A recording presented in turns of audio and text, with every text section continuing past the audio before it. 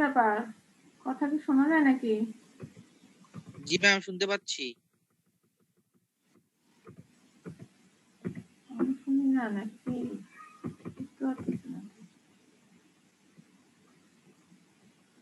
কথা বলো একজন।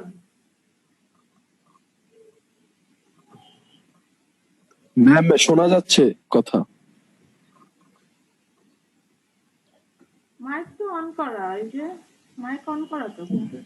জি মিস, শোনা যাচ্ছে মিস। জি ম্যাম, কথা শুনতে পাচ্ছি। হ্যাঁ, এখন শুনতে পাচ্ছি।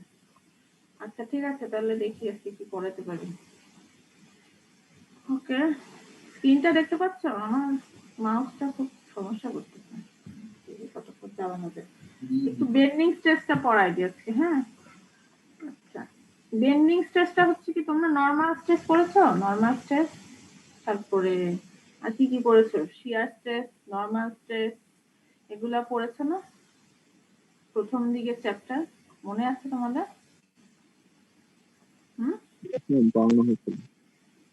বলো। হ্যাঁ, নরমাল স্ট্রেস মানে কি বলো দেখি একটু। নরমাল স্ট্রেস মানে কি ম্যাম? যে স্ট্রেসটা ম্যাম অ্যাক্সিয়াল লোডের জন্য হয়। বুঝি না। অ্যাক্সিয়াল লোডের জন্য যে স্ট্রেসটা হয় এরিয়ার উপরে, অ্যাক্সিয়াল লোডের জন্য যে স্ট্রেসটা হয় সেটাই হচ্ছে নরমাল স্ট্রেস। মানে এটা কাইন্ড অফ চাপ। ধর আমি একটা চেয়ারের উপর বসলাম, ওই চেয়ারের উপর কতটুকু প্রেসার দিচ্ছে এটাই নরমাল স্ট্রেস বলতে পারো। আমার লোডটা চেয়ারের জন্য নরমাল ফোর্স, এবং সেটার জন্য আমার ওজনকে যদি চেয়ারের এরিয়া দিয়ে ভাগ দিয়ে দেয় সেটাই হবে ওই জায়গার জন্য নরমাল স্ট্রেস। আচ্ছা, তো সিমিলারলি আরো কিছু স্ট্রেস আছে যেটা আমরা যেহেতু এখন শিয়ার বেন্ডিং করেছি, শিয়ার বেন্ডিং এর সাথে রিলেটেড। একটা হচ্ছে বেন্ডিং স্ট্রেস, একটা হচ্ছে শিয়ার স্ট্রেস। আজকে এখন নরমাল স্ট্রেসের ফর্মুলাটা যেমন সিম্পল, লোডকে এরিয়া দিয়ে ভাগ দেবে, কিন্তু বেন্ডিং স্ট্রেসের ফর্মুলাটা ঠিক এত সিম্পল না, এবং সেই ফর্মুলাটাই আজকে আমরা একটু ডিরাইভ করে দেখি। আচ্ছা ম্যাম, রেকর্ডটা কি করা হবে?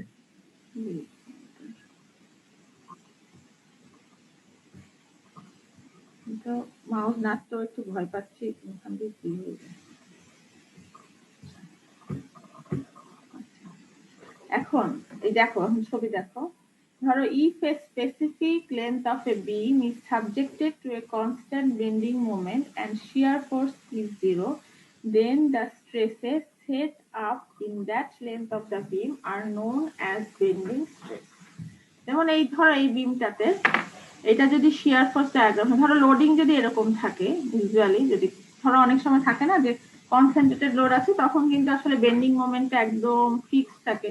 কোনো কোনো জায়গায় হয়তো কোনো শিয়ার ফোর্স থাকেই না, যেমন এই বিমের ক্ষেত্রে কোনো শিয়ার ফোর্স নাই মাঝখানের পোর্শনটাতে। হ্যাঁ, তো তখন তুমি এই জায়গাটাতে কিন্তু একটা বেন্ডিং মোমেন্ট পাবো। বেন্ডিং মোমেন্ট ডায়াগ্রাম আসলে দেখবে এরকম আসছে, বেন্ডিং মোমেন্টটা কনস্ট্যান্ট।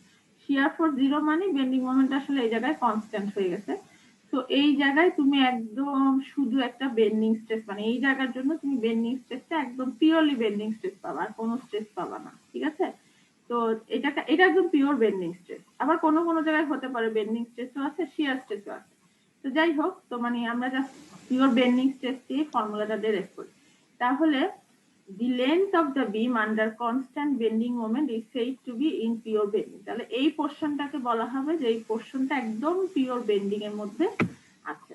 আচ্ছা, ভালো কথা।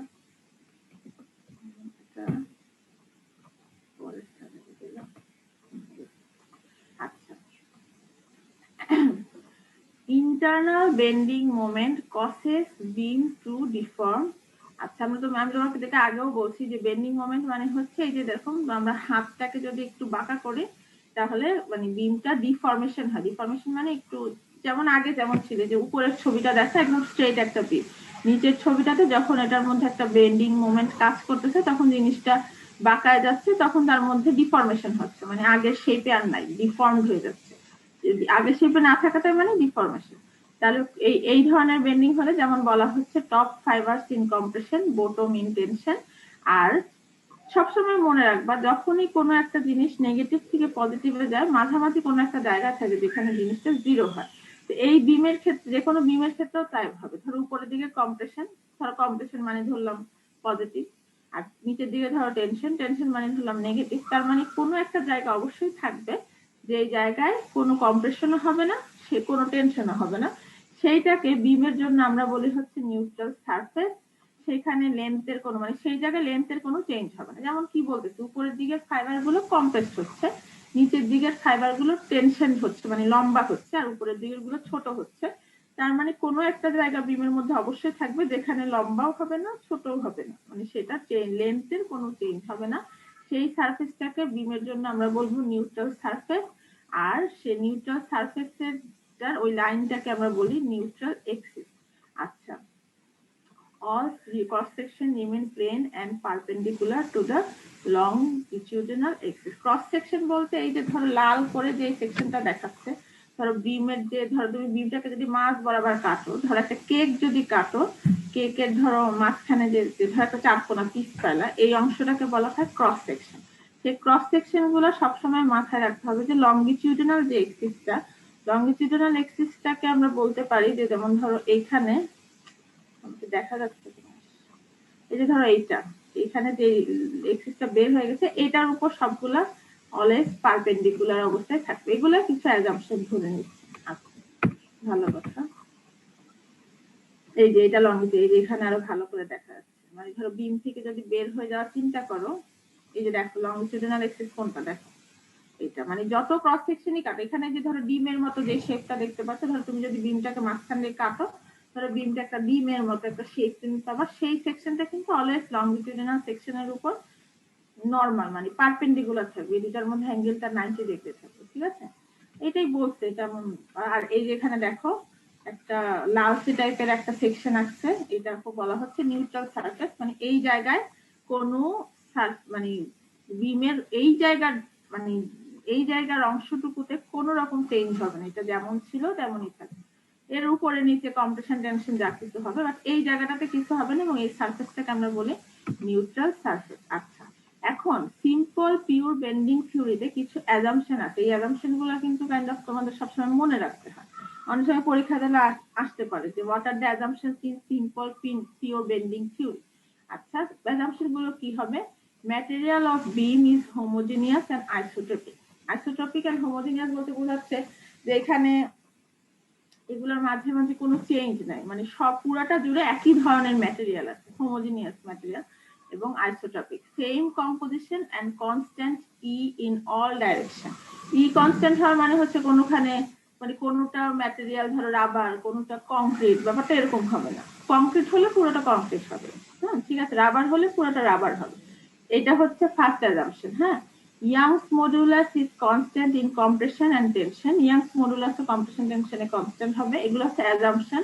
Transverse section which are plane before bending remains plane. Plane বানানটা এখানে ভুল আছে, এই প্লেনটাও প্লেনই হবে after bending। ঠিক আছে, আচ্ছা, মানে যেমন এটার অর্থটা কি জানো? এটার অর্থটা হচ্ছে যেমন ধরো তুমি একটা সেকশন কাটলা, সেকশনটা হচ্ছে ধরো এই যে এখানে যে লাল করে দেখানো হচ্ছে এরকম একটা সেকশন কাটলা, এই সেকশনটা বেন্ডিং এর আগেও যেমন মানে প্লেন বলতে বোঝা যাচ্ছে ধরো একটা কাগজ, ধরো একটা কাগজ নিলে একদম সমান। হ্যাঁ, এটা হতে পারে, এটা হয়তো 30 ডিগ্রি অ্যাঙ্গেল হেলে যেতে পারে, 30 ডিগ্রি বা 60 ডিগ্রি অ্যাঙ্গেল তারা বাঁকা হতে পারে, কিন্তু যে প্লেনটা তুমি চিন্তা করবা সেই প্লেনটার মধ্যে ইটসেলফ কোনো ডিফরমেশন হবে না, নড়বে পুরা প্লেনটা একসাথে নড়বে। কথাটা ক্লিয়ার কিনা? বেন্ডিং সেকশন রিমেইনস প্লেন এর মানে হচ্ছে যে ধরো একটা প্লেন যদি আমি চিন্তা করি, ধরো আমি একটা কেক কাটলাম, কেক কেটে ধরো কেকের যে পিসটা, ওই পিসটা হতে পারে যে আমি পিসটা সোজা ছিল প্রথমে, তার একটা প্লেটের উপর সোজা দাঁড়া করে রাখলাম, হ্যাঁ হতে পারে যে সেটাকে আমি 30 ডিগ্রি বাঁকালাম, কিন্তু পুরো পিসটা একসাথেই বাঁকছে। যে ধরো পিসের মাঝামাঝি অংশে একটু বেঁকে গেল, উপরের দিকে কম বাঁকলো, ব্যাপারটা এরকম হবে না। এটার অর্থ মানে প্লেন সেকশন রিমেইনস প্লেন এর অর্থ হচ্ছে সেটা, মানে পুরো জিনিস একসাথেই মুভমেন্ট করবে, কোনোখানে আলাদা আলাদা হবে না। ঠিক আছে, beam is initially straight and all longitudinal filaments bend in circular arcs. Initially বিমটা স্ট্রেট থাকবে, আর লংগিটিউডিনাল যে ফাইবার গুলো সেগুলো সব সার্কুলার আর্কের মতো করে বেন্ড করবে, যেটা আমার এখানে দেখানো হলো। এই যে এখানে এই যে লংগিটিউডিনাল লাইন গুলো যেগুলো দেখছি হরাইজন্টাল নাই, এগুলো সব কার্ভড হয়ে যাচ্ছে। ইনিশিয়ালি কিন্তু সব স্ট্রেট ছিল, দেখো এখানে একটা মানে ছক ছক ছক করে দেখানো হচ্ছে, লেখা ছবিগুলো দেখো পরে ভালো করে। আচ্ছা, radius of curvature is large compared with dimension of cross section. Radius of curvature হচ্ছে আসলে এই যে জিনিসটা বাঁকালো, এই বাঁকানো জিনিসটাকে যদি তুমি এই যে ধরো দূরে মিলায় দাও, ধরো কেমনে দেখাবো, সেখানে কোথাও ছবি আছে, এই যে এটা, এই যে ধরো এই জিনিসটা এভাবে বেন্ড করলো, বেন্ড করা জিনিসটাকে যদি ধরো এই যে বেন্ডিংটাকে যদি তুমি দূরে মিলায় দাও, তখন এটা কোনো একটা পয়েন্টে গিয়ে এই বেন্ডিংটা এক জায়গায় মিলিত হবে এবং এই পুরো জিনিসটা যে এইটা একটা সার্কেলের একটা অংশ হবে, সেই সার্কেলটার রেডিয়াসটাকেই বলা হচ্ছে রেডিয়াস অফ কার্ভেচার। দেখো জিনিসটার তুলনায় এই রেডিয়াস অফ কার্ভেচারটা কিন্তু অনেক বড়, মানে এটা অনেক দূরে কোথাও গিয়ে মিলবে, ঠিক আছে, এটাই বলতে চাইছি এখানে। Radius of curvature is large compared with dimension of cross section. Each layer of beam is free to expand or contract. প্রতিটা বিমের প্রতিটা লেয়ারই এক্সপান্ডও করতে পারে, কন্ট্রাক্টও করতে পারে, এটা লেয়ার ফ্রি, কোনো বাধ্যবাধকতা নেই, ঠিক আছে। আচ্ছা, এখন ডেরাইভেশনটা আমরা দেখি। Consider a small length dx of a beam. এই যে ধরো ছবিতে দেখাচ্ছে ডিএক্স, ছবির দিকে একটু তাকাও, ছবিতে দেখা যাচ্ছে একটা ছোট পোর্শন ডিএক্স, বিডি, বি থেকে ডি পর্যন্ত লেন্থটা হচ্ছে ডেল এক্স, সেই অংশটা আমরা নিলাম, সেইটাকে আমরা চিন্তা করলাম যে এটার মধ্যে পিওর বেন্ডিং হচ্ছে। Due to action of bending the length del x will be deformed as shown in figure B. প্রথমে জিনিসটা এরকম স্ট্রেট ছিল, কিন্তু যখনই বেন্ড হয়ে গেল এটা নিচের ফিগারের মতো এরকম বেন্ড করে ফেলে। ঠিক আছে, দেখো ছবিগুলো সব চেঞ্জ হয়ে গেছে, বেন্ড হয়ে প্রথমে শেপটা কি ছিল, এস ই এন এন এবং ই এফ এবং বিডি ছিল। এখন দেখো বেন্ড হওয়ার পরে বর্তমান লোকেশন হচ্ছে A prime, C prime, N prime, N prime, E prime, F prime, B prime, B prime. ছবিটা ক্লিয়ার কিনা দেখো, বেন্ডিং এর পরে কি অবস্থা হচ্ছে দেখতে পাচ্ছ, ধরো এরকম হয়ে গেল, ঠিক আছে। এবং দেখো ওয়াইটা এখন আমাদের নিউট্রাল অ্যাক্সিস থেকে একটা দূরে, একটা মানে ওয়াই ডিস্টেন্স দূরে একটা ফাইবারকে আমরা চিন্তা করছি, যেটা প্রথমে ছিল ই এফ, এখন সেটা ই প্রাইম ই প্রাইম লোকেশনে চলে গেল, সেটা ছবিতে দেখানো হয়েছে। আচ্ছা, দেখি আমরা আস্তে আস্তে ডেরাইভ করি। আচ্ছা, এখন বলা হচ্ছে যে due to decrease in length of the layers above N N, N N এক্সিসের উপরে লেয়ার গুলো দেখো লেন্থ কিন্তু কমে যাচ্ছে, খেয়াল করে দেখো, এসিটা আগে যেরকম ছিল এখন বেন্ডিং করার কারণে আগের থেকে এটা লেন্থটা কমে যাচ্ছে, এটাই বলা হচ্ছে will be subjected to, যেহেতু এটা কমে যাচ্ছে তার মানে এরা কম্প্রেশনের মতন, তুমি যখন কোনো একটা জিনিসকে চাপ দাও, কম্প্রেস করো, তখনই সেটা লেন্থ কমে যেতে পারে, টান, আর যদি টান দাও তখন সেটা লেন্থ বাড়বে। জাস্ট জিনিসটা চিন্তা করবো অলওয়েজ রাবারের মধ্যে, রাবারের জন্য জিনিসটা বোঝাটা খুব সহজ। ধরো একটা ইরেজার যদি নাও রাবার, সেই রাবারটাকে যদি তুমি চাপ দাও সে একটু সংকুচিত হবে, বা রাবারটাকে যদি এইভাবে বেন্ড করো সে কিন্তু পিওর বেন্ডিং এর ক্যারেক্টারিস্টিক্স গুলো দেখা। আর due to increase in length of the layers above N N, এটা ভুল লিখছে, এখানে হচ্ছে অ্যাবাভ হবে না, এটা বিলো হবে, এন এন এর নিচের লেয়ার গুলোতে লেন্থের ইনক্রিজ হওয়ার কারণে this layers will be subjected to tensile stress, এই লেয়ারের গুলো টেনসাইল স্ট্রেস হবে, মানে এই যেগুলো, এই যে ধরো বিডি বলো আর ইএফ বলো, আর এগুলা কম্প্রেসিভ স্ট্রেসের মধ্যে পড়ে যাবে, ঠিক আছে। The amount by which a layer increases or decreases in length depends upon the position of the layer with respect to NN. এটা ডিপেন্ড করবে যে কে কতটুকু ইনক্রিজ করবে বা ডিক্রিজ করবে, সেটা ডিপেন্ড করবে নিউট্রাল অ্যাক্সিস থেকে তার ডিসটেন্সটা কত করে। This theory of bending is known as the theory of simple bending, এটাকেই বলা হয় বেন্ডিং এর সিম্পল বেন্ডিং থিওরি। আচ্ছা, এখন ডেরাইভেশনটা একটু দেখি। ধরে নিলাম যে আর হচ্ছে radius of curvature of neutral axis n prime n, n prime n radius of curvature মানে সেই জিনিসটা দেখো, একটা কার্ভের শেপ, তো এই কার্ভটাকে আসলে যদি তুমি মানে দূরে মানে ধরো শেপটা অরিজিনালি এটা যেটা মানে তুমি দেখতে পাচ্ছ সলিড লাইনটা এটা, কিন্তু তুমি যদি এটাকে দূরে এক্সটেন্ড করো এই যে ডটেড লাইন দিয়ে, দেখবা যে এটা একটা সার্কেলের একটা অংশ, সেটাকে আমরা বলি আসলে রেডিয়াস অফ কার্ভেচার, এবং যার কার্ভেচার লেন্থ মানে রেডিয়াস হচ্ছে আর। তো ধরে নিলে এখানে রেডিয়াস অফ কার্ভেচার হচ্ছে আর, থিটা হচ্ছে angle subjected to O by A prime G prime and C prime D prime both. এই যে থিটাটা হচ্ছে এই অ্যাঙ্গেলটা, ঠিক আছে, দেখো ছবিটা একটু দেখো, আর আমি এখানে কি কি আনা হচ্ছিল, ওয়াই হচ্ছে distance from the neutral layer, মানে কোনো একটা লেয়ারের ডিসটেন্স, এই যে দেখো ওয়াই, ঠিক আছে, ইএফ টাকে কনসিডার করা হচ্ছে, মানে ওয়াই এর ডিসটেন্সটা হচ্ছে ইএফ টা।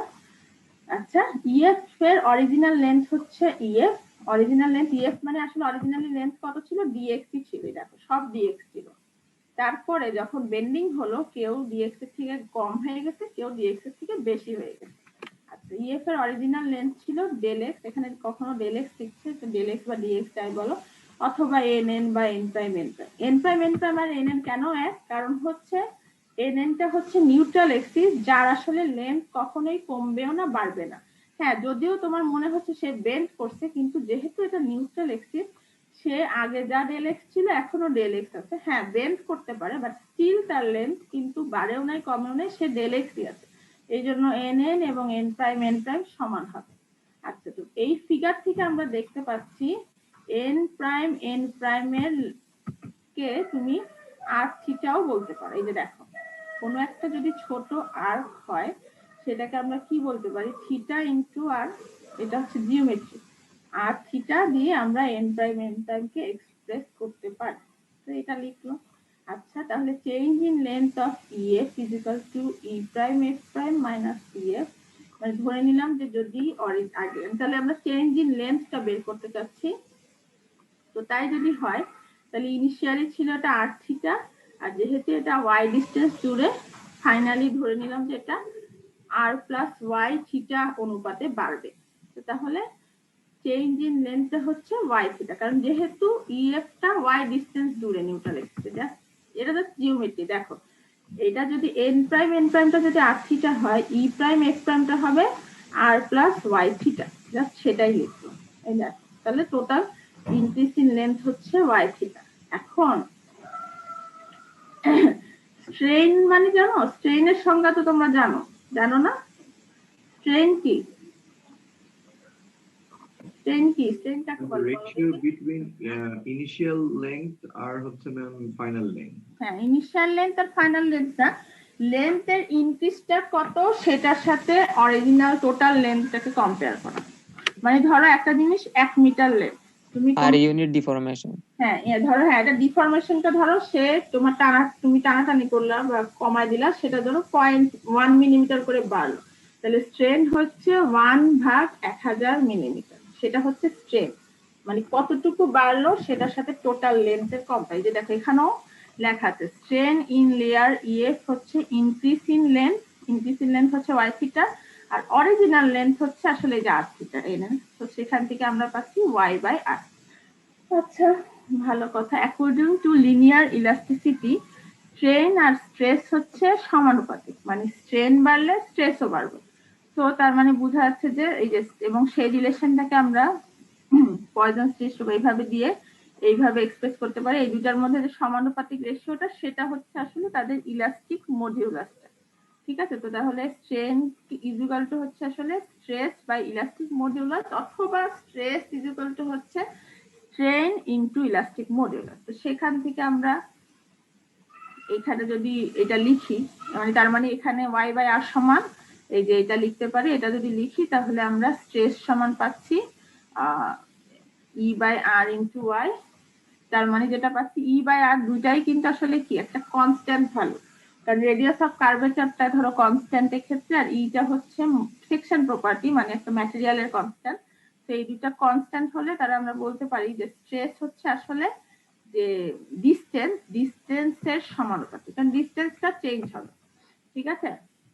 তার মানে এখন তুমি এটা যদি ওয়াই ডিস্টেন্সে না দিয়ে যদি y1 ডিস্টেন্সে নাও বা y3 ডিস্টেন্সে নাও, সব সময় এটা ডিপেন্ড করবে হচ্ছে ডিস্টেন্সের সাথে, আর ডিস্টেন্সকে তুমি ই বাই আর দিয়ে গুণ দিলেই তুমি স্ট্রেসটা পাবা। আচ্ছা, তাহলে এখন derivation of relation between bending stress and radius of curvature. আচ্ছা, the stresses induced in the layer of the beam create compressive and tensile force, এটা আমরা আগেও বলেছি। These forces will have moment about NA, এটা তোমরা আসলে এখন বুঝতেছো না কথাটা, এটা আর কয়েকদিন পরে বুঝবা। The total moment of this force about NA for a section is known as the moment of resistance of that section. এই থিওরি গুলো আসলে তোমরা যখন আরসিসি পড়বা তখন কাজে লাগবে, দেখবা। এখন আসলে এটা আমি তোমাদেরকে বোঝানোর চেষ্টা করতেছি না, আপাতত এটা বুঝাবো না, থাক। Consider A cross section of বিম। এখন এই বিমটা চিন্তা করো, ক্রস সেকশন চিন্তা করলো, derivation of relation between bending stress and radius of curvature. Forces on a layer হচ্ছে এই যে কোন একটা লেয়ারের মধ্যে ফোর্স কি হবে, ফোর্স হচ্ছে স্ট্রেস, এটা হচ্ছে স্ট্রেস না, এই দেখো এই স্ট্রেসের ইকুয়েশনটা কিন্তু একটু আগে এটা পাইছিলে, দেখো E/R/Y, তাই তো? তাহলে স্ট্রেসকে যদি তুমি এরিয়া দিয়ে গুণ দাও, ধরো একটা এরিয়া হচ্ছে DA, যে কোনো একটা ছোট্ট লেয়ারের এরিয়া হচ্ছে DA ধরো, মানে এটা যদি DA ধরি ছোট এরিয়া, তাহলে স্ট্রেসকে এরিয়া দিয়ে গুণ দিলে তুমি ফোর্স পাবা। আচ্ছা, moment of this force about neutral axis, এখন নিউট্রাল এক্সিসের সাপেক্ষে এই ফোর্সটার আমি মোমেন্ট নিব, ঠিক আছে? Force on layer into distance হচ্ছে কত, y, মোমেন্ট মানে হচ্ছে এই ধরো এখানে একটা ফোর্স আছে, ফোর্স নিয়ে এর সাপেক্ষে মোমেন্ট নেওয়া হচ্ছে, মোমেন্ট নিল, এগুলা সব সিম্পলিফাইড করা হলো। Total moment of this force on the section of the beam হচ্ছে, তাহলে টোটাল মোমেন্ট যদি চিন্তা করে, এটা তো ছোট্ট একটা ক্রস সেকশনের মোমেন্ট, টোটাল মোমেন্ট যদি চিন্তা করে তাহলে পুরো এই যে ইকুয়েশনটা পেয়েছি সেটাকে আমি এবার ইন্টিগ্রেশন করতে হবে, ইন্টিগ্রেশন করলে E/R বের হয়ে আসতেছে, আর এটা হচ্ছে y² dA। Integration of y² dA আসলে কি বলতো, কি? Moment of inertia. Moment of inertia, তো এই জিনিসটাকে তাহলে মোমেন্ট অফ ইনার্শিয়া বলে বলা যায়। ফাইনালি ইকুয়েশনটা দাঁড়ায় M/I হচ্ছে E/R। এটা কিন্তু খুব ক্লাসিক্যাল একটা ফর্মুলা, যেটাকে বলা হয় হচ্ছে ইউলার বার্নৌলি বেন্ডিং ইকুয়েশন। এটা তোমাদের সবসময় লাগবে, মানে এই জিনিসটা সবসময় মনে রাখবা, এটা হচ্ছে ইউলার বার্নৌলি বেন্ডিং ইকুয়েশন। ইকুয়েশনটা আসলে এই যে এইভাবে M/I sigma by y E/R এইভাবে বিভিন্ন ভাবে এক্সপ্রেস করা যায়।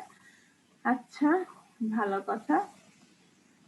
এখন সেকশন মডুলাস জেড কি? সেকশন মডুলাস হচ্ছে it is the ratio of the moment of inertia of a section about the neutral axis to the distance of the outermost layer of the neutral axis. Z কে বলা হয় section modulus, কখনো Z দিয়েও express করে, কখনো S দিয়েও করে, সেকশনের এস দিয়ে। সেটার মানে হচ্ছে I/Y। এটা আমি অঙ্ক করতে গেলে বুঝতে পারবা। I হচ্ছে তো ওই সেকশনের মোমেন্ট অফ ইনার্শিয়া, আর Y হচ্ছে distance of the outermost layer from the neutral axis. Hence moment of inertia হচ্ছে আমি হচ্ছে এই স্ট্রেস বা সি। এখান থেকে আসলে ইকুয়েশনটা হচ্ছে MC/I, মানে ফাইনালি তোমার বেন্ডিং স্ট্রেসের ফর্মুলা কিন্তু হচ্ছে আসলে এটা। এই ইকুয়েশনটাকে যদি তুমি লেখো, এটা হচ্ছে তোমার বেন্ডিং স্ট্রেস, তাহলে ফর্মুলাটা হচ্ছে My/I। এটাই হচ্ছে ক্লাসিক্যাল বেন্ডিং স্ট্রেসের ফর্মুলা। তোমরা এখন এবার যে অঙ্ক শুরু হবে সব এই ফর্মুলা দিয়ে অঙ্কটা হবে। তাহলে ফর্মুলাটা কি, বেন্ডিং স্ট্রেসের ফর্মুলাটা কি বলো দেখি, কি? এটা একদম মুখস্থ করে ফেলো, মানে এটা তোমাদের মনে সবসময় থাকবে, মুখস্থ না, মনেই থাকবে। ফর্মুলাটা হচ্ছে My ও বলতে পারো, অথবা আমি আসলে বলি এখানে y লিখেছে, এটাকে আমরা c দিয়েও এক্সপ্রেস করতে পারি। তাহলে ফর্মুলাটা হচ্ছে কি, আমি বলতেছি মনে রাখো, MC/I। কি বললাম বলো দেখি? MC/I। হ্যাঁ, MC/I মানে হচ্ছে বেন্ডিং স্ট্রেসের ফর্মুলা হচ্ছে MC/I। এখন বলো তোমাদের যদি নরমাল স্ট্রেস হতো ফর্মুলাটা কি হতো বলো তো? নরমাল স্ট্রেসের ফর্মুলা কি? কি? E/A। শিয়ার স্ট্রেসের ফর্মুলা কি? শিয়ার স্ট্রেসের ফর্মুলা কি? B/A। শিয়ার ফোর্স, যেটা shear force by area, shear area, right? Similarly bending স্ট্রেসের বেন্ডিং মোমেন্ট ইকুয়েশনে অবশ্যই আসবে, বেন্ডিং মোমেন্টটাই এটার জন্য ফোর্স। বেন্ডিং মোমেন্টকে গুণ দিতে হবে হচ্ছে মানে ম্যাক্সিমাম যে ফাইবার ডিসটেন্স, সেটা এটা একটু পরে দেখবা, আর ভাগ দিতে হবে এরিয়া না, এটার জন্য ভাগটা হয়ে যাবে হচ্ছে সেকশন মানে মোমেন্ট অফ ইনার্শিয়া। আবার জিনিসটাকে যদি সংক্ষিপ্ত করো, একটা জিনিস দেখো, মোমেন্ট অফ ইনার্শিয়াকে যদি y দিয়ে ভাগ দাও সেটাকে সেকশন মডুলাসও বলা যায়। সেক্ষেত্রে এই ফর্মুলাটাকে আরেকটু সিম্পলিফাইড করলে আচ্ছা M/S মানে M/Z বা M/S বলা যায়, M/S ইকুয়াল টু। তাহলে আমি ফর্মুলাগুলো আরেকটু আমার মতো করে লিখি, তোমরা একটু লিখে রাখো।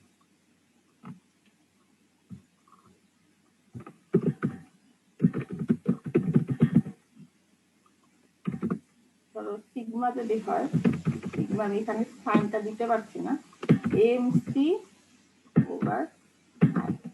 আর যেহেতু আবার সেকশন মডিউলার, সেটাকে কখনো কখনো এস দিয়েও রিপ্রেজেন্ট করে। এখানে স্লাইডে জেড লিখেছে, যেটাই বল না কেন হোয়াট এভার ইট ইজ, সেটা সমান হচ্ছে মোমেন্ট অফ ইনার্শিয়া ভাগ হচ্ছে সি। এখানে আমি ওয়াই না বলে সি বলতেছি, একই জিনিস। আর তাই যদি হয় বেন্ডিং স্ট্রেস সমান হয় এম বাই, ঠিক আছে? এই দুইটাই বলা যায়, তবে ক্লাসিক্যালি এমসি ওভার আই বলে। ঠিক আছে, তাহলে আমাদের এই ফর্মুলা ডেরিভেশন কিন্তু হয়ে গেছে। তোমরা হয়তো আমি কি করছি কিছুই বুঝো নাই, শীট দেখলে আর খুব একটা কঠিন না ডেরিভেশনটা, আমি একটু বলে দিচ্ছি আর কি। বাট ফর্মুলাটা আছে এটা, মানে এটাই তোমাদের এখন অঙ্কে ইউজ করবে। এখন দুই একটা অঙ্ক আমি দেখাই দিই, তারপরে আজকে হতো। আচ্ছা, তোমাদের তার মানে তুমি কি বুঝতে পারছো? তুমি যখন কোনো একটা জিনিসের বেন্ডিং স্ট্রেস বের করতে যাবা, তোমার কি কি জিনিস লাগবে বলো তো? কি লাগবে? কি লাগবে বলো তো? হ্যাঁ, বেন্ডিং স্ট্রেস বের করতে তোমার কি কি জিনিস জানতে হবে?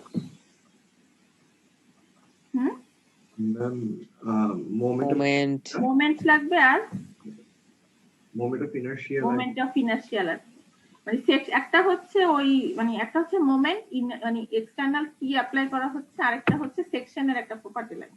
যেমন ধরো এটা, ধরো একটা রেক্টেঙ্গুলার সেকশন, এটার মোমেন্ট অফ ইনার্শিয়া কত? বিডি কিউব বাই এইচ, মানে বিএইচ কিউব বাই 12 ধরো, বি বলতে পারো বা এইচ বলতে পারো, বিএইচ কিউব বাই 12। আচ্ছা, এটার ক্ষেত্রে যে ওয়াই ম্যাক্স বা সি, আমি আসলে সি বলে অভ্যস্ত, সি বলি আমি, হ্যাঁ, Y max or C. C মানে হচ্ছে আসলে এটা নিউট্রাল এক্সিস থেকে, ইউজুয়ালি যদি হোমোজেনিয়াস সেকশন হয় তাহলে মানে তোমার আসলে নিউট্রাল এক্সিসটা ধরে নেয় যে কোথায় পড়ে জানো, নিউট্রাল এক্সিসটা হচ্ছে সেন্ট্রয়েডের সাথে মিলে যায়। আমাদের সুবিধার জন্য আমরা ধরে নিই যে নিউট্রাল এক্সিসটা সেন্ট্রয়েডের মধ্যেই পড়ে। তো একটা যদি রেক্টেঙ্গুলার সেকশন হয়, সেন্ট্রয়েড কোথায়? মাঝামাঝি। তো সি মানে হচ্ছে আসলে এইচ বাই 2। বুঝতে পেরেছো? সি বলতে বুঝাচ্ছে, দেখো আমি এখন পড়ে শোনাই। সি বলতে আসলে দেখো এখানে লিখছে না ওয়াই ডি বাই 2, এখন দেখো এখানে ওরা সি বলতে কি বুঝাচ্ছে লিখছে, কিন্তু এই দেখো কোথায় লিখছে জানো,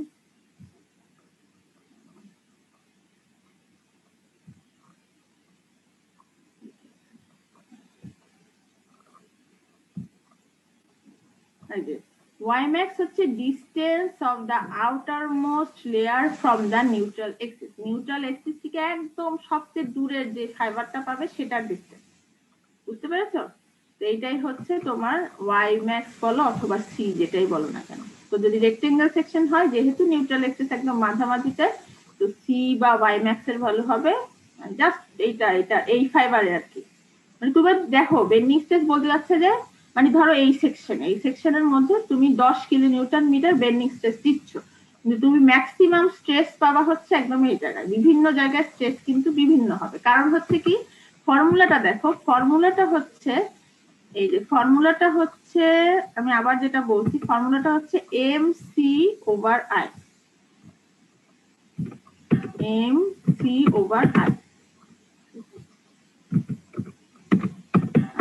তুমি এখন দেখো এমটা একটা সেকশনের জন্য ফিক্সড, আইটাও একটা সেকশনের জন্য ফিক্সড, তাহলে চেঞ্জ হবে কে?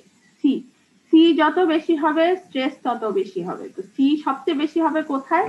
একদম যত দূরের ফাইবার হবে তত দূরে। সেই কারণে সি এর ভ্যালুটা আমরা ইউজুয়ালি নিই হচ্ছে একদম মানে ইয়াতে outer most fibre.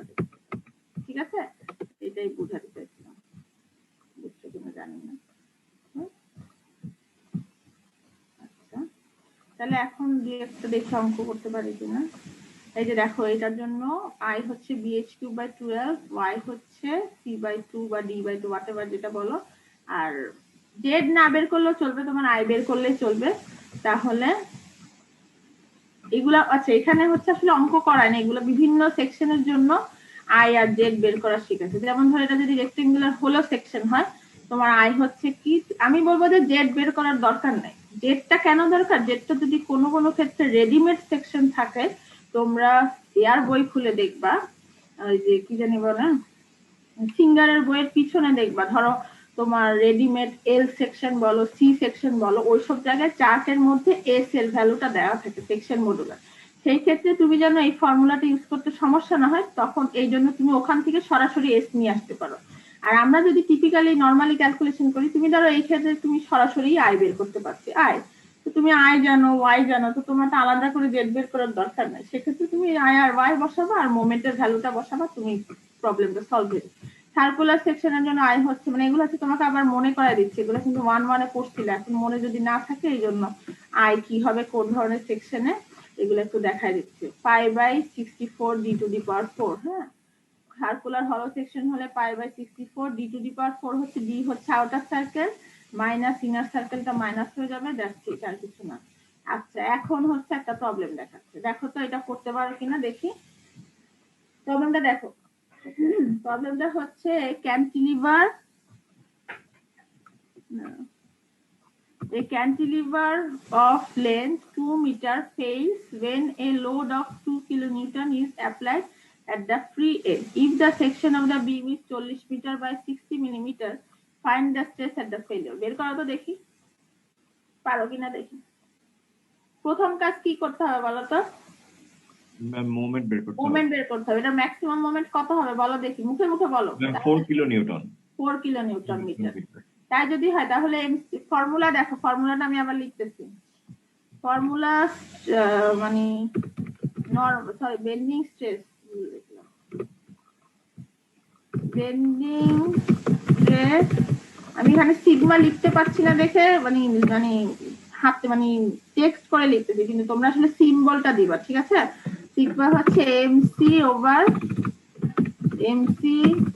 Over I. আচ্ছা, এখন বলো এই বিমের জন্য এম কত? 4 কিলো। এম হচ্ছে লোড হচ্ছে দেখো 2 কিলো নিউটন আর ডিসটেন্স হচ্ছে 2, সো ম্যাক্সিমাম মোমেন্ট আসলে এই যে ক্যান্টিলিভার পোরশনে পাওয়া যাবে হচ্ছে যে 4 কিলো নিউটন মিটার, ঠিক আছে? আচ্ছা, আই কত? আই কত বলো দেখি, আই কত বলো? রেক্টেঙ্গুলার সেকশন আই কত? BD cube by 12, H cube by 12, B হচ্ছে এখানে 40, এইচ হচ্ছে 60 2/3, হ্যাঁ, আর হচ্ছে ম্যাম মিলিমিটারে নিব? হ্যাঁ, সব মিলিমিটারে নিব। এইটাকেও তাহলে আমি মিলিমিটারে নিয়ে যাব, ঠিক আছে? এটাকে মিলিমিটারে নিয়ে যাব যা আছে। ইউনিট অবশ্যই ফিক্স থাকবে, না হলে কিন্তু গন্ডগোল লাগে যাবে। এখন যা আসে, ঠিক আছে? আর সি 20,000। সি কত আসে? সি কত হবে বলো দেখি? সি হবে 30। 30। তাহলে এখন এখান থেকে তুমি সিগমা বের করতে পারবা। সিগমা সমান হচ্ছে 4000, 4000 তো না, সেটা অনেক হবে, 4000 ইন্টু আরো 1000, কারণ এখানে আমি সব এই যে কিলো নিউটনকে নিউটনে নিলাম, মিটারকে মিলিমিটারে নিলাম, হ্যাঁ। তারপরে হচ্ছে 30 ভাগ হচ্ছে এখানে আয় কত আসছিল ম্যাম? 7,20,000।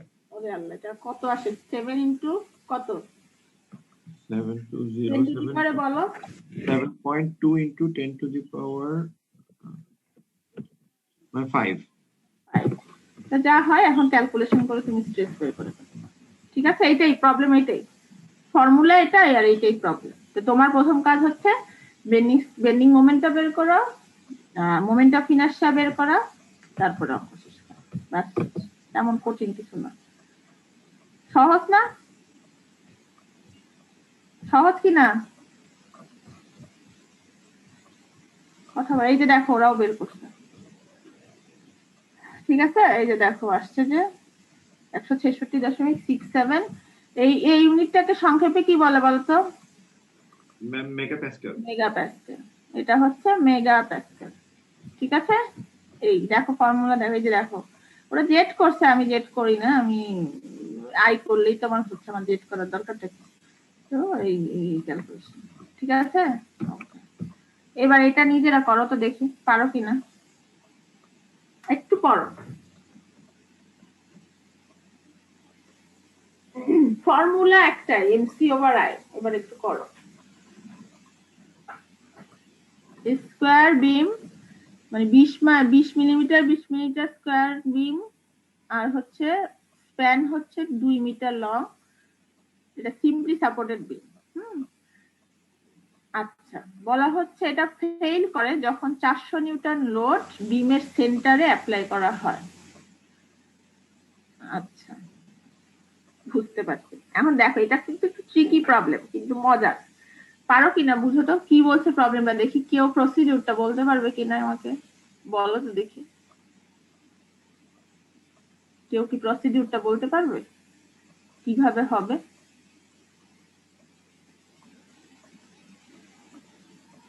ম্যাম আমরা আগে ব্রেকিং স্ট্রেসটা বের করব, স্ট্রেসটা। ব্রেকিং স্ট্রেসটা বের করবা, ঠিক আছে। তারপরে তারপরে আমরা ওই ব্রেকিং স্ট্রেস দিয়ে ম্যাম মোমেন্ট বের করব ওই। হ্যাঁ, তো ঠিকই বলেছে। প্রথমে হচ্ছে দেখো, প্রবলেম এখানে দুটো। প্রথম প্রবলেমে বলতেছে যে যখন এটা সিম্পলি সাপোর্টেড বিম, একটা পয়েন্ট লোড মাঝামাঝিতে কাজ করতেছে, তখন বিমটা 400 নিউটন লোডে ভেঙে যাচ্ছে। তো তোমার প্রথম কাজ দেখো, প্রথম বিমের জন্য লোড দেওয়া আছে, লোড দেওয়ার মানে হচ্ছে তুমি ম্যাক্সিমাম মোমেন্ট বের করতে পারছো, ম্যাক্সিমাম মানে PL/4 হবে এটার জন্য। তো যেটাই মানে PL/4 কেন বলছি, মাঝামাঝিতে 400 নিউটন আছে, দুই সাপোর্টে অর্ধেক অর্ধেক যাবে 200, মানে P/2। আর আবার মোমেন্ট ম্যাক্সিমাম হবে মাঝামাঝিতে, P/2 ইন্টু L/2। তো ফাইনালি ইকুয়েশনটা হচ্ছে PL/4, P হচ্ছে 400। তার মানে 100 নিউটন মিলিমিটার একটা সেকশন, মিটার। ঠিক আছে, দেখো তোমরা ক্যালকুলেশন করে দেখো, ওটা হবে মোমেন্ট। সেটার জন্য সেকশন দেওয়া আছে। তো সেকশন যদি দেওয়া থাকে, তো সেখান থেকে তুমি কি করতে পারবা, স্ট্রেসটা বের করতে পারবা। এখন বলা হচ্ছে একই ম্যাটেরিয়াল দিয়ে আরেকটা বিম তৈরি করবে, যেটার সেকশনটা হবে এরকম, সেকশনটা চেঞ্জ হয়ে যাচ্ছে। তাহলে ওর পরের বিমের জন্য তুমি সেকশন জানো জানি, তার মানে আই জানো, আই জানো, বিমের লেন্থ জানো, স্ট্রেস জানো। এক্ষেত্রে স্ট্রেস জানো, তোমাকে বের করতে হবে মোমেন্ট কত। মোমেন্ট কত সেটা বের করলে তুমি এবার ওই মোমেন্টটার জন্য ইউডিএল যদি থাকে, ইউডিএল এর জন্য মোমেন্টের ইকুয়েশনের সাথে কম্পেয়ার করে ইউডিএল এর ভ্যালুটা বের করতে হবে। এটা কি তোমরা বুঝতে পেরেছো কিভাবে বলছি আমি? এখন দেখো, যাদের কাছে খুব ঝামেলা লাগতেছে তারা দেখো এটা বুঝতে পারো। এই দেখো প্রথম প্রবলেমের জন্য এই যে দেখো, এই মোমেন্ট দেখো PL/4, হ্যাঁ, P হচ্ছে 400, L হচ্ছে 200 নিউটন মিটার, আর সিগমা বের করতেছে, এই যে আই বের করে ফেলছে, আই বা জেড বের করতে হোয়াটএভার, সেখান থেকে সিগমা পাচ্ছে 100 নিউটন মিটার পার সেকেন্ড। এটুকু ক্লিয়ার কিনা? এটুকু ক্লিয়ার? অন্য কেউ কথা বলো। ম্যাম ড্র করে যদি মোমেন্ট বের করে প্রবলেম হবে? মোমেন্ট ড্র করার কোনো প্রয়োজনই নাই আসলে, মানে কনসেন্ট্রেটেড লোড, তো একটা কনসেন্ট্রেটেড লোড মাঝামাঝি আছে, ওখানে মোমেন্ট বের করার ড্র করার তোমার দরকারটা কি জন্য ড্র করবে আসলে? তোমরা কি কিছু কিছু জিনিস এখনো বুঝতে পারো না, যে কিছু কিছু জিনিসে মোমেন্ট কিভাবে বের করা হবে? তাহলে সেটা তো আমার আসলে ব্যর্থতা শেখানো। যেমন ধরো একটা বিম যদি এরকম হয়, এই যদি লোড থাকে মাঝামাঝি, এবং এটার ভ্যালু যদি হয় P, হ্যাঁ, এটার ভ্যালু যদি হয় P, তাহলে দুই পাশে এয়া কত হবে? P/2। তোমরা অলওয়েজ মানে এগুলো একদম মুখস্থ করে ফেলবে। এই ধরনের কেসে মোমেন্ট কি হবে, এটার জন্য তোমার কোনো ক্যালকুলেশন তুমি করবা না, মানে এগুলোর জন্য ক্যালকুলেশন করলে আমি মারতে করবো।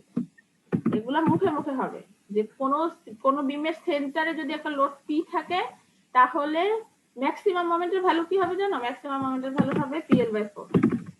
কেমনে PL/4 দেখো তো একটু। ওই যে L/2 মিস, হ্যাঁ দেখো, PL/4 কেমনে PL/4, এই যে এই ধরো টোটাল লেন্থ যদি L হয়, তাহলে এই ডিসটেন্সটা কত? L/2, P/2 into L/2। এই যে দেখো, ফাইনালি এটা হচ্ছে PL/4, এখানে P না বলে ওরা W বলছে। ফাইনালি ইকুয়েশন হবে PL/4। কেন বলতেছি দেখো, আবার যারা বুঝতেছে না আমি তাদেরকে বলতেছি। এই যে এই লেন্থটা হচ্ছে L,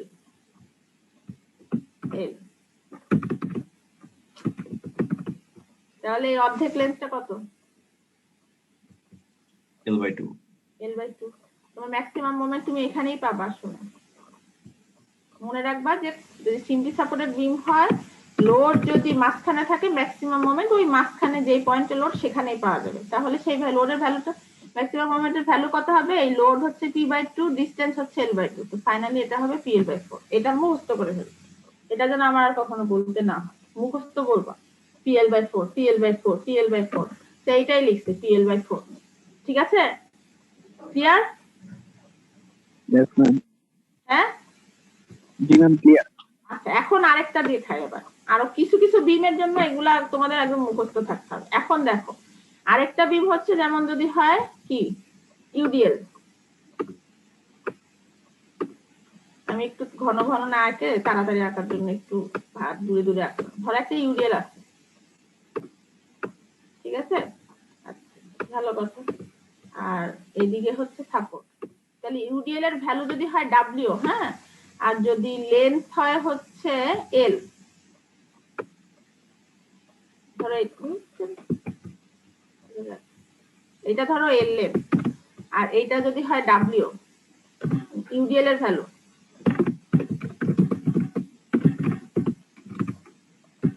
তাহলে এই যে এখানে ম্যাক্সিমাম মোমেন্ট কত হবে বলো দেখি, কত হবে এই ধরনের প্রবলেমে? Ma'am WL²/2। হিসাব করে বলো, মানে বলবা না। WL²/2। WL²/2 না WL²/8? হিসাব করে বলো, হিসাব করে বলো। WL²/8। WL²/8, এইটাও একদম মাথায় গেঁথে রাখবা। যদি একটা সিম্পলি সাপোর্টেড বিম হয় এবং যদি সেটার মধ্যে একটা ইউডিএল থাকে, তাহলে সেটার ম্যাক্সিমাম মোমেন্ট হচ্ছে কি WL²/8। লিখে রাখো, maximum moment for a simply supported beam with a UDL of value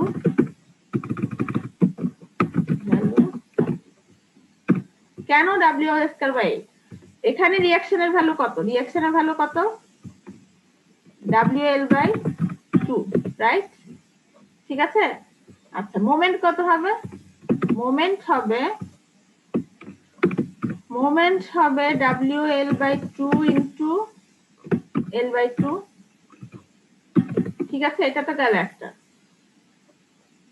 আরেকটা মোমেন্ট আছে না? আরেকটা মোমেন্ট কত? আবার এই জায়গার মধ্যে যে লোড গুলো আছে সেই লোডটা একটা মোমেন্ট দিবে না? WL/2 into L/2। বুঝতে পেরেছো আমার কথা? এখানে কিন্তু মাঝখানটা তো খালি না, মাঝখানে তো ইউডিএল আছে, সে এটা যদি মোমেন্ট দেয় এটাও তো উল্টা দিকে মোমেন্ট দিবে। So finally WL²/8। তো এইগুলো একদম মনে রাখবা, মানে এগুলো যেন আমার আর কখনো মানে কারো সামনে যেন কখনো এটা ভুল না হয়। কি বলছি আমি, কি শিখাইলাম, কি বললাম বলো দেখি?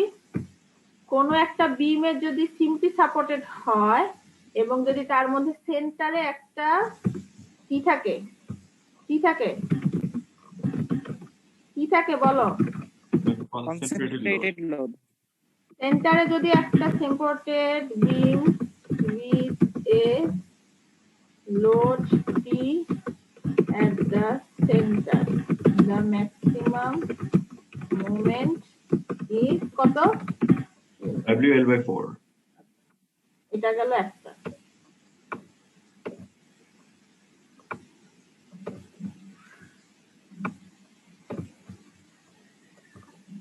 তাহলে আমাদের প্রবলেমে এটা কাজে লাগলো। হ্যাঁ, আচ্ছা এবার আরেকটা লিখে ফেলো। কপি করা যাবে না নাকি? না গেলে কি করে?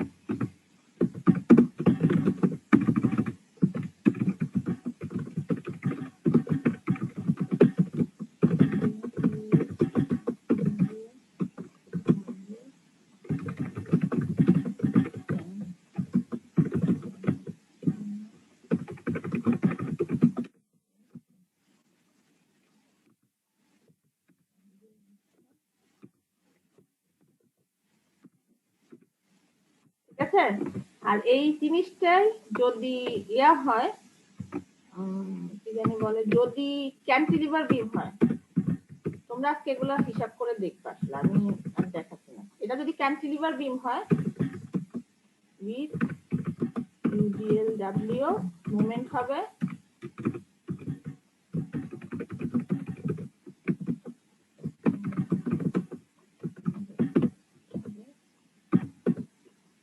ক্যান্টিলিভার বিমের সাথে কিন্তু WL²/2 হবে, হ্যাঁ। আর আরেকটা জিনিস হচ্ছে ক্যান্টিলিভার বিমে যদি লোড থাকে সেক্ষেত্রে ওটা অত মানে ওটা সবসময় ইউজ হয় না, বাট এইগুলা মোটামুটি মুখস্থের মতো, এগুলো আসলে ছবি মবি আঁকার কিছুই নেই, মানে এগুলো এত কমন টাইপের বিম যেগুলো তুমি মুখস্থ বসাতে, বুঝছো? তাহলে এই যে দেখো এইখান থেকে এই PL/4 এইটা পাইলো, তাহলে এম বের করলো, এম বসাইলো, তারপরে সিগমা পেয়ে গেল। ঠিক আছে, তোমাদের কি ক্লাস আছে আর নেক্সটে? না ম্যাম। তাহলে এই অঙ্কটা আগে দেখো, তাহলে এটুকু ক্লিয়ার কিনা? এটুকু ক্লিয়ার হয়েছে? দেখো তাহলে সিগমা কত বের হচ্ছে, 150 PF, সরি 150 MPa।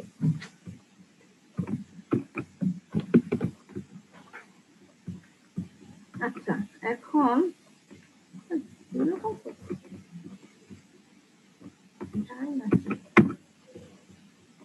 পরের পেজে যাচ্ছে না কেন?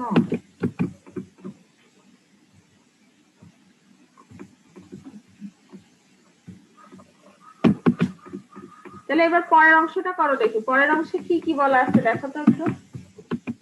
এটুকু লিখে ফেলো, সিগমাটা লিখো, কিন্তু আগের পেজে যেতেও পারতেছি না।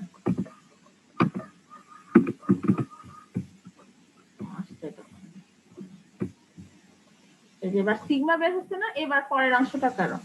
What uniformly distributed load per meter length will break a cantilever of the same material? ও আচ্ছা, এখন কিন্তু ক্যান্টিলিভার, তারপরে তাহলে এখন তোমার বিমটা কি হবে? তাহলে এখন ম্যাক্সিমাম মোমেন্টের ফর্মুলা কি কি বলছিলাম একটু আগে বলো তো? ক্যান্টিলিভার বিমে যদি ইউডিএল থাকে কি হবে, ফর্মুলা কি? WL²/2 WL²/2। তাহলে লিখে ফেলে m = WL²/2। এল কত? এল কত এক্ষেত্রে? 3 মিটার। 3 মিটার। তাহলে এম লিখো, m = WL²/2, যেখানে এল হচ্ছে 3 মিটার। তাহলে ওইটাকে একটু সিম্পলিফাইড করতে পারো। আই কত? আই হচ্ছে 40 আর 80 তো 60 তো, তাহলে BH³/12, বি হচ্ছে 60 সরি 40 আর এইচ হচ্ছে 60, তাহলে সেখান থেকে তুমি আই বের করতে পারো। আর সি হচ্ছে যেহেতু হাইট 60, সি হবে 30। তাহলে এখান থেকে তুমি দেখো সব পেয়ে যাচ্ছ, আই পাচ্ছ, সি পাচ্ছ, এম এর ফর্মুলাতে WL²/2 তে L² ও জানো, ওদিকে সিগমা জানো, সিগমা হচ্ছে 150। এখন আমাকে বের করে দাও ডাব্লিউ কত, দেখি বের করতে পারো ডাব্লিউ কত বের করো।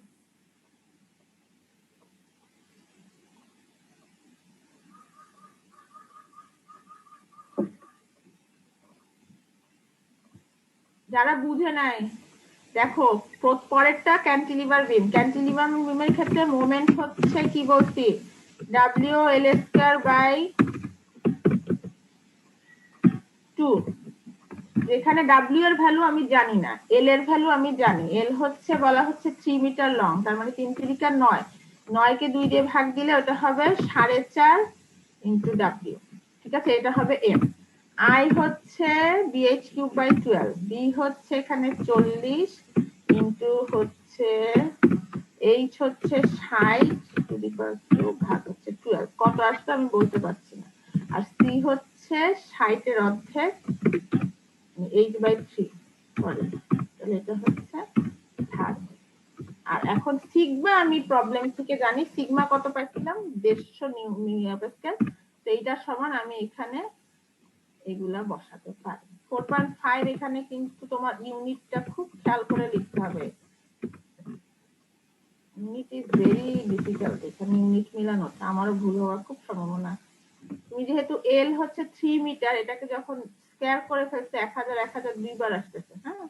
আচ্ছা, ডাব্লিউ ধরে নিলাম নিউটন, কারণ এই দিকেরটা আমার নিউটন মিলিমিটার স্কয়ারে দিচ্ছি, আর এইখানে গুণ হবে 30 দিয়ে, ভাগ হবে, আমার ভুল হতে পারে, আই দিয়ে। দেখো তোমাদের কত আসে এখান থেকে, ফাইনালি আই কিন্তু জানো যে আই এখান থেকে কত আসে, দেখো বের করে, আমি বলতে পারছি না। তাহলে সেখান থেকে তুমি পাবা ডাব্লিউ কত, এবার বের করে দেখো তো কত আসে। Ma'am 80 kilo Newton. 80 kilo Newton কেমনে হয়?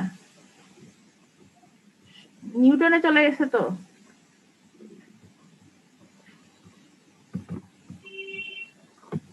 Kilo Newton sure? না ম্যাম শিওর না। দেখো ইউনিট গুলো খেয়াল করে, এই অঙ্কগুলাতে ইউনিট খুব সমস্যা হতে পারে, আমারও ভুল হতে পারে, অবশ্যই হতে পারে।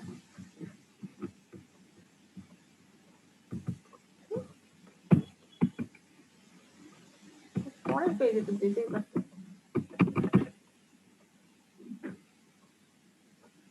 সিগমা ম্যাক্স আসছিল 150 নিউটন পার মিটার, মানে এদিকে সব নিউটন, ওইদিকেও সব নিউটন মিলিমিটারে নিবা। এই যে এম ম্যাক্স আছে এই যে 4.5, আমি 4.5 বলছি তো, ওরা এই যে ওটাকে 1000 দিয়ে গুণ দিয়ে ফেলছে, মানে 4500 ডাব্লিউ নিউটন মিটার। আচ্ছা ভালো কথা। জেড আসছে ওদের 24,000, এখান থেকে ডাব্লিউ ঠিক আছে। তোমার ওই যে এটি কিলো নিউটন, ওটা 800 নিউটন মিটার। দেখো তোমার কি আসছে, এই যে ডাব্লিউ আসছে 800 নিউটন পার মিটার। ঠিক আছে, এখানে যা গন্ডগোল হবে ইউনিটের জন্য সেটা মিলানো আমার দায়িত্ব না, যে তোমাদেরকে মিলাইতে হবে, বাট আমি তোমাদেরকে প্রসিডিউরটা শিখে দিলাম।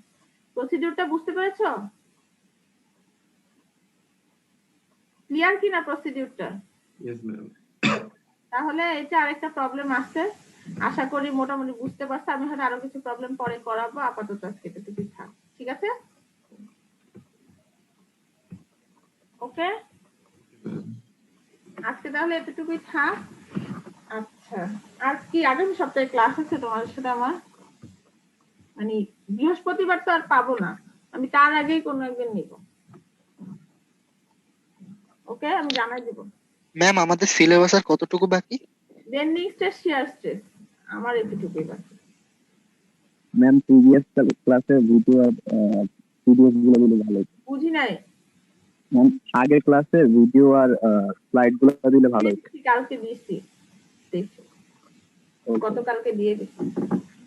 আচ্ছা, একটা অ্যাসাইনমেন্ট দিচ্ছি, অ্যাসাইনমেন্টটা জমা দিয়ে দিবা। আচ্ছা শোনো, হিসাব অনুযায়ী তোমাদের মনে হয় 3টা ক্লাস টেস্ট নিলেই চলবে।